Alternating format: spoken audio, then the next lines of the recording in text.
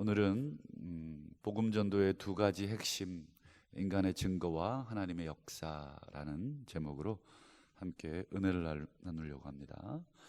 어제 우리는 이제 6절과 7절을 한번 다시 보시면 몇 가지 지명이 나오는데 그 지명을 한번 정리해 보겠습니다.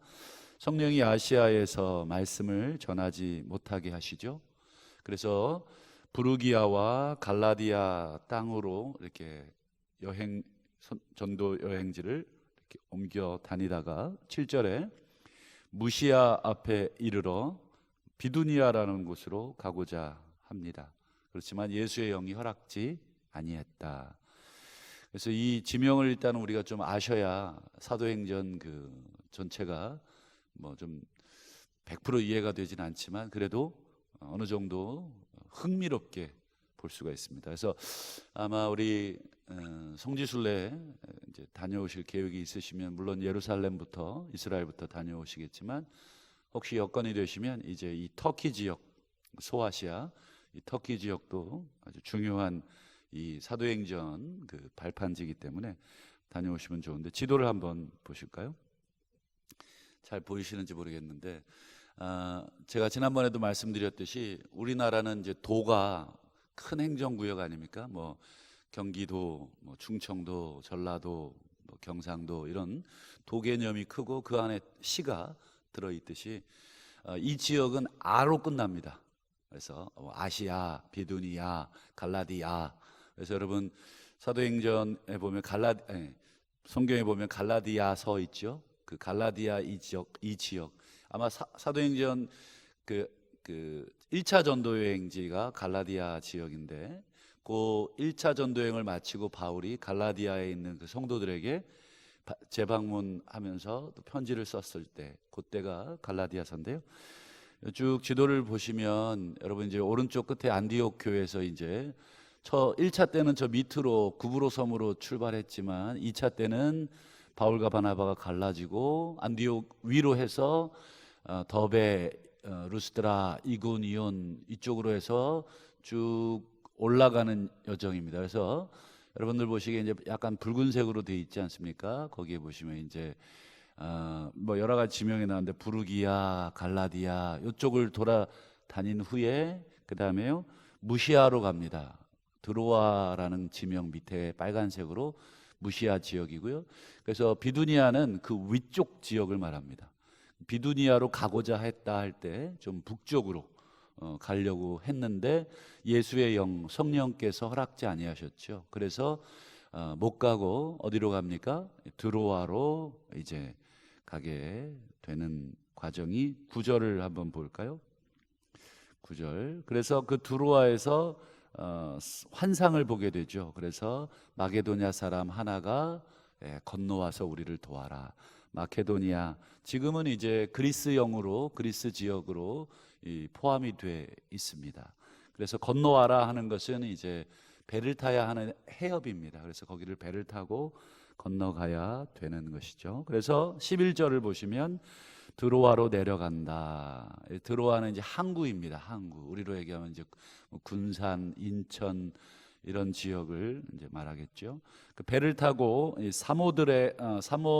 사모드라게라는 곳으로 직행을 합니다. 이건 섬입니다. 섬. 터키에서 이제 마게도니아 쪽으로 가려면 이제 페리 큰 배들이 있습니다. 저도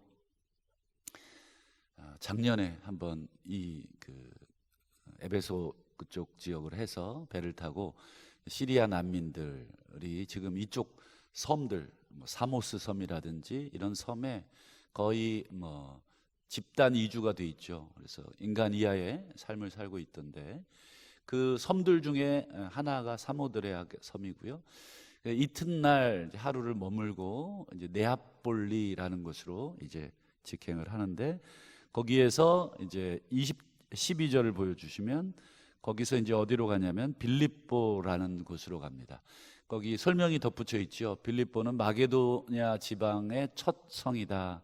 첫 성이라는 건 뭐 첫 번째 성일 수도 있고요. 좀 제일 큰 성이라는 으뜸이라는 그 의미의 첫이란 뜻도 됩니다. 그래서 실제적으로 이 빌립보라고 하는 것은 제일 큰 성이기도 했고 제2의 이 리틀 로마라고 불릴 정도로 큰 성이었습니다. 그리고 로마의 식민지라 이 성의 수위를 유했다. 지도를 한 장 더 보기를 원하는데요. 한번 지도를 한번 보여주시면 2차 전도 여행의 이제 일정인데, 이제 여러분 저기 드로아라는 곳 그 가운데 위쪽이죠. 드로아라는 곳에서 배를 타고 그 해협을 건너게 됩니다. 사모드레게 섬을 지나서 네아폴리에 내려서 네아폴리에서 이제 약간 떨어져 있는 위쪽으로 빌립보, 여기에는 지금도 비아 이그나티아라는 그 이그나티아 도로, 옛날에 로마 시대의 군사 도로입니다. 그래서 얇은 자갈을 깔아놔서 마차가 지나갈 수 있도록, 그래서 막 돌소리가 나면서 아마 바울 일행이 그 당시에 이제 로마가 세계를 정복할 때이니까 거기 깔아놓은 군사 도로로 복음 도로를 사용한 거죠. 참 하나님께서 기가 막히게 해놓으신 것 같아요. 도로를 깔아놓고요. 그 다음에 아시는 것처럼 이 헬라어로 그 당시에 그 언어의 장벽을 다 무너뜨려 놨습니다. 그래서 바울은 두 가지 언어를 다 쓸 수 있는 사람이었습니다. 히브리어와 헬라어. 그래서 가는 곳마다 헬라어나 히브리어로 복음을 전했죠. 그래서 비아 이그나티아라고 하는 그 도로를 이용을 해서 빌립보라는 지역. 그래서 이제 계속 살펴볼 지도입니다. 그래서 여러분들 보시기 왼쪽으로 해서 쭉 이제 도로들이 쭉 이어집니다. 그래서 뭐 데살로니가, 베레아, 아덴, 고린도 이런 지역들 전부 다 왼쪽 지방에 이제 포진해 있는 유럽이죠. 유럽을 시작으로 하는 쭉. 그래서 여러분 복음이 서쪽으로 넘어가게 되고 마지막으로 이제 우리 스페인 쪽으로 더 넘어가게 꿈꾸고 있었습니다. 자, 이제 그때 이제 어쨌든 빌립보에 도착을 합니다. 이제 13절을 한번 볼까요? 13절. 자, 안식일에 우리가 기도할 곳이 있을까 하여 문 밖 강가에 나가 거기에 이제 앉아서 모여 있는 여자들이 있게 됨을 발견합니다. 여러분 이제 사도 바울은 여러분 복음을 전할 때 제일 먼저 했던 게 뭐냐면 베이스 캠프, 그러니까 우리로 얘기하면 이제 교두보를 이제 찾는 것입니다. 바울은 어디를 가든지 제일 먼저 찾은 곳이 어디였습니까? 회당이었습니다.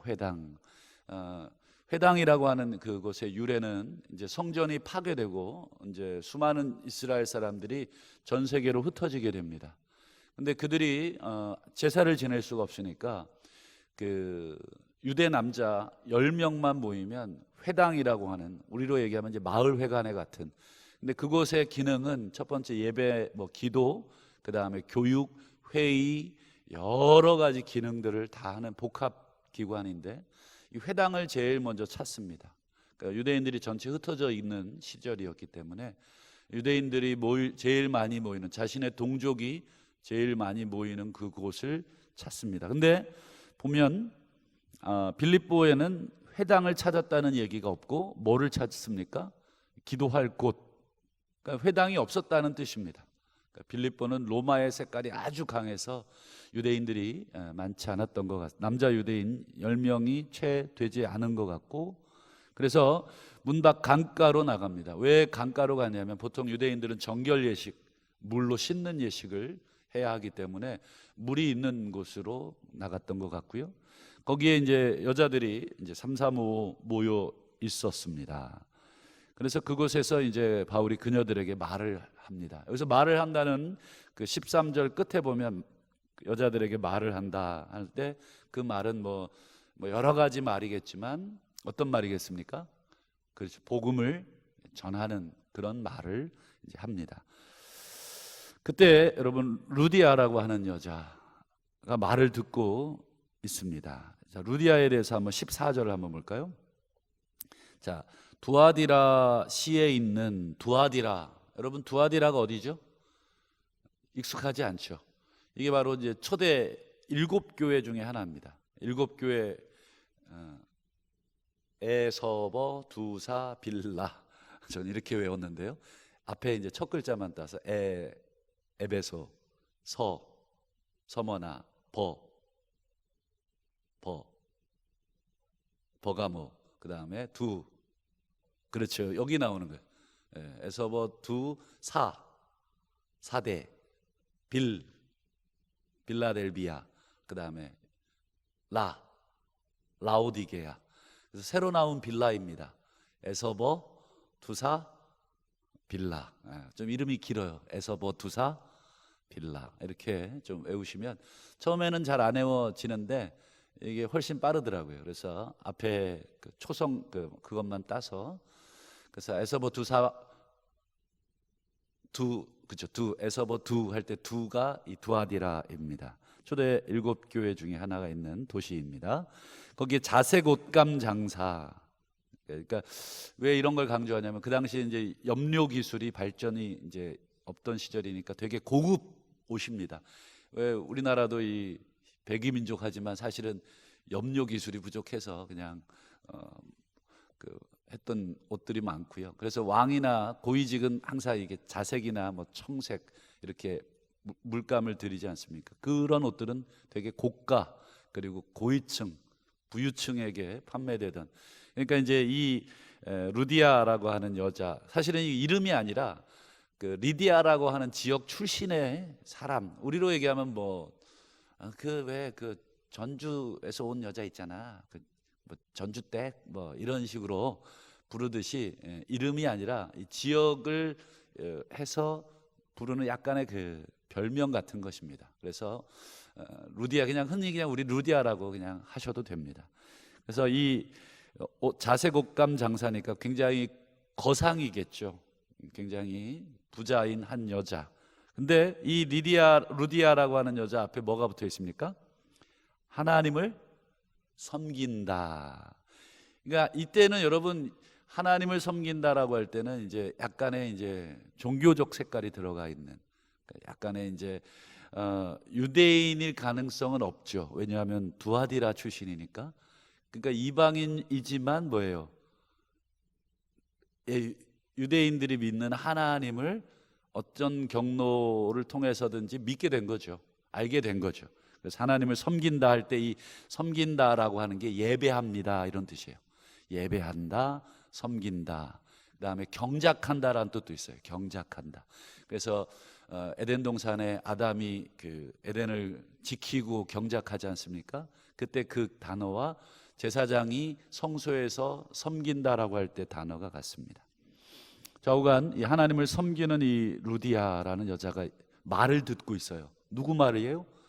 바울의 말이겠죠.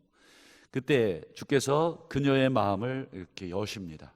그리고 바울의 말을 듣는 데서 그치지 않고 따르게 한다라는 것입니다. 루디아가 바울의 말을 따르게 됐다는 것은 곧 마음을 여신 하나님의 작용과 더불어 예수님을 믿게 됐다는 것입니다. 그리고 예수를 통해서 하나님이 예수라고 하는 분을 통해서 모든 인류를 당신의 백성 삼기를 원하는구나 하는 그 진리를 깨닫게 되고, 이 복된 소식을 혼자 들을 수 없으니 자기의 가족들과 함께 다 듣게 하고 이제 세례까지 받습니다. 그리고는 그녀의 행동이 뭐냐면 15절 보시면 그와 그 집이 다 세례 받죠. 우리를 청하여 이르되 만일 나를 이제 주 믿는 자가 되죠. 하나님을 섬기는 자에서 이 주라고 하는 개념은 여기서 사도행전에서 항상 예수님을 말하니까 예수를 이제 내가 믿는 자가 됐다. 그러면 나를 그런 자로 알거든. 한마디로 이제 당신과 나는 이제 한 주인을 섬기는 사람이 됐다. 내 집에 들어와서 유해라 하고 강권하여 머물게 합니다. 아마 강권했다는 내용을 통해서 보니까 아마 바울 일행과 약간의 실랑이가 있었던 것 같아요. 아니다. 우린 그냥 아니다. 우리 집에 머물고 복음을 더 전해라. 이런 과정을 겪게 됩니다. 여기까지가 오늘 본문이고, 오늘 새벽에 두 가지를 함께 좀 적용으로 한번 살피고 기도 제목을 삼으려고 합니다.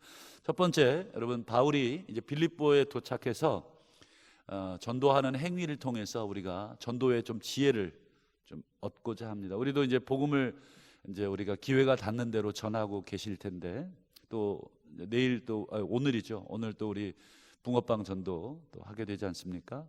전도에 있어서 제일 먼저 필요한 건 이 접촉점이 참 중요하다 하는 것입니다. 여러분, 바울이 접촉점으로 삼았던 게 회당이라고 말씀드렸죠. 근데 여기 회당이 없으니까 기도처를 찾았습니다.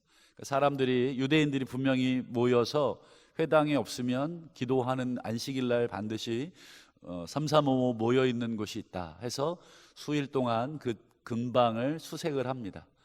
그리고 바로 막 이렇게 막 닥치는 대로 막 길거리에서 막 하지 않습니다. 그래서 기도처에서 여인들을 발견하고, 그 다음에요, 이렇게 대화를 하다 보면 그 여인들의 관심사가 드러나죠. 그래서 항상 전도함에 있어서 상대방의 말을 이렇게 질문을 통해서 어떤 거에 관심이 있고 이 사람이 뭐를 고민하고 있는지를 한번 툭툭 던져보시는 거예요. 예를 들면 뭐 어느 정도 친해지면, 처음에 어색하면 뭐 장사하시는 분을 만나게 되면 장사하신 지 오래됐는 둥, 또 뭐 여기서 얼마나 사셨냐, 뭐 고향은 어디시냐,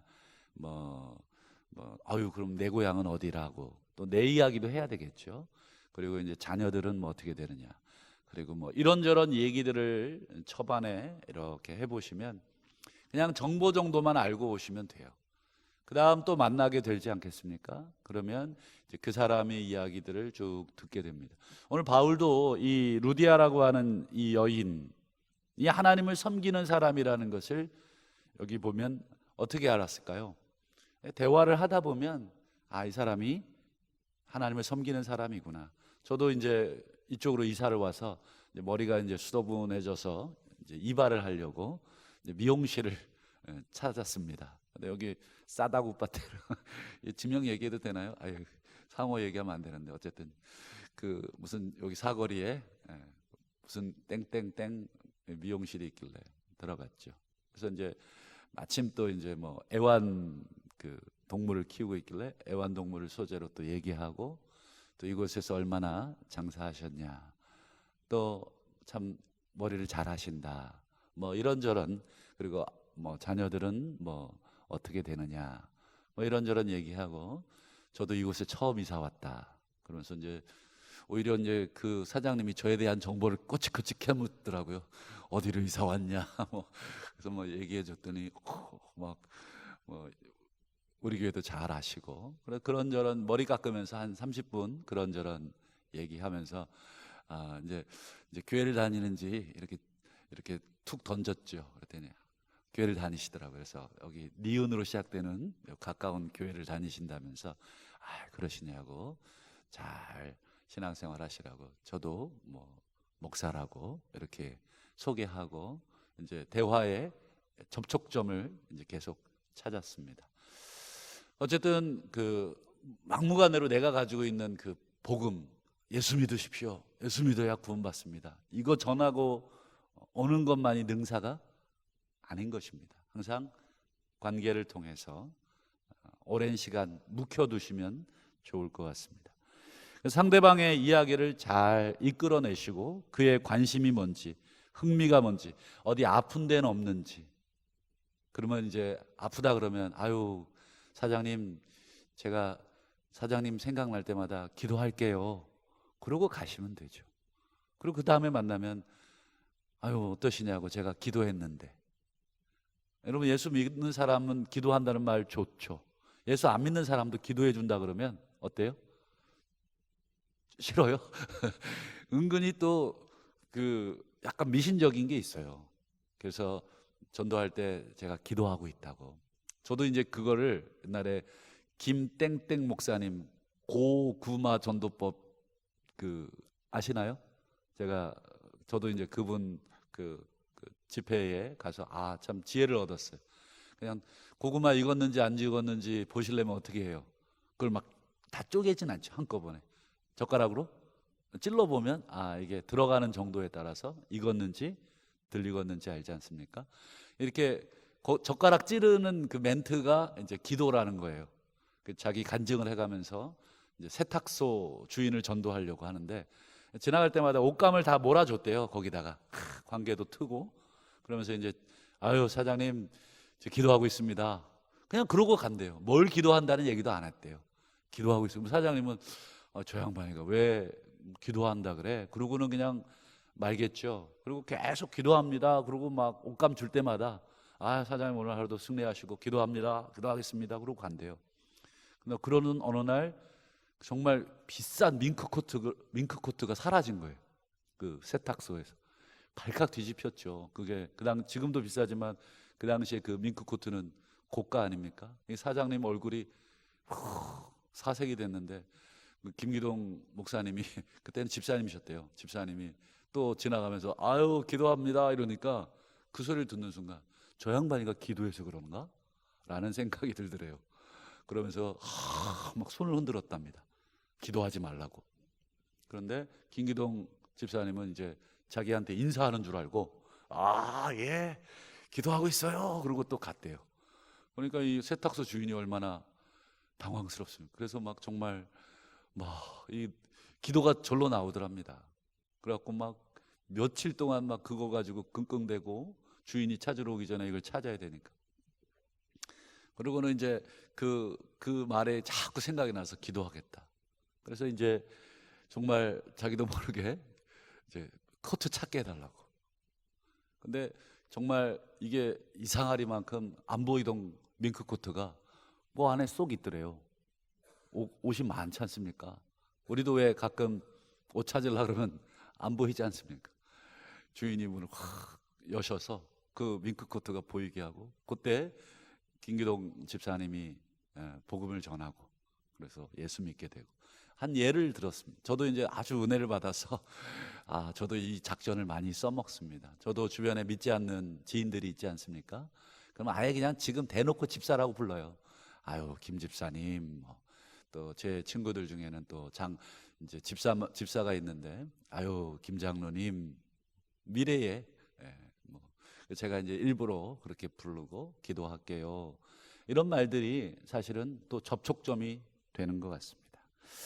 또 한 가지, 두 번째로는 한 영혼이 예수 믿는 과정에는 우리가 이렇게 전하는 거, 이렇게 찔러보는 것도 먼저지만 반드시 하나님의 감동하심이 절대적인 요소입니다.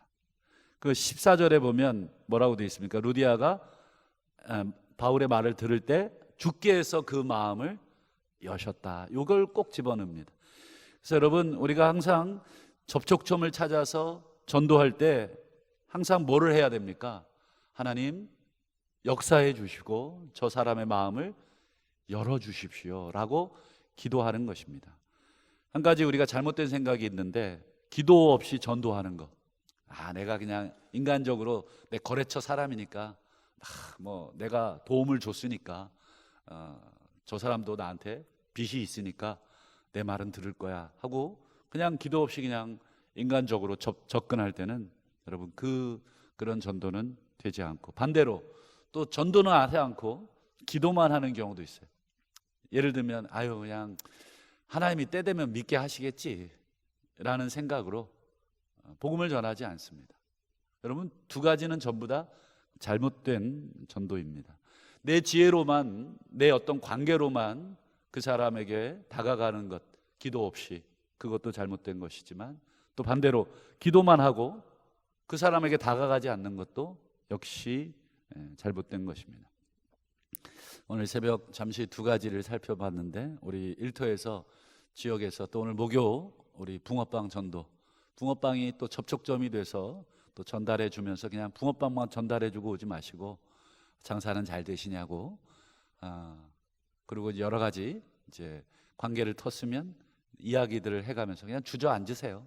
그러면서 이런저런 이야기 해주시고, 가게 같으면 뭐 하나 사주시고, 그렇게 해서 관계를 여시면 좋을 것 같습니다. 오늘 하루도 우리가 만나는 일터 지역의 모든 사람들을 잘 관찰하시고 그들의 관심사를 우리가 함께 잘 나누시면서 기도하면서 복음을 증거하시기를 주의 이름으로 축복합니다.